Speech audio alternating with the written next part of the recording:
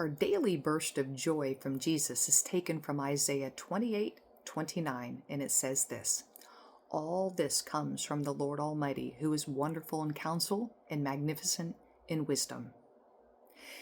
What is he referring to when he says all this? Obviously, he's referring to something that preceded this particular verse. God is giving examples throughout this chapter to illustrate his sovereignty and his wisdom. God was using the imagery of farming and agriculture to describe his divine authority. God uses different methods, like a farmer does, to deal with each person and their circumstances and situations in their life. And God was also emphasizing that his ways are always what's best, as he offers his wise counsel. We can always trust in God's wisdom because it's perfect. We can gain godly wisdom as we trust God and follow his examples. Since God created every living thing, it would behoove us to fully trust in our Creator.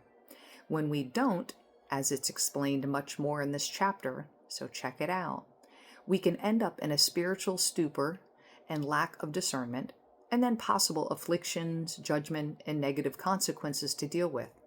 So what sounds better to you? We don't gain godly wisdom from our own understanding or from the world, but only from the Lord. He's the ultimate source of all wisdom and excellence. So, let's choose. Are we going to try and gain our own wisdom, humanly wisdom, or wisdom from the world?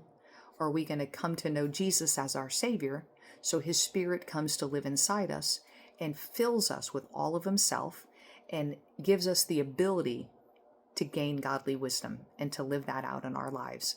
That is more important than anything. So consider that today, ponder that today, and seek the Lord with all your heart so that you can burst with joy and be filled with his wisdom and excellence. God bless you.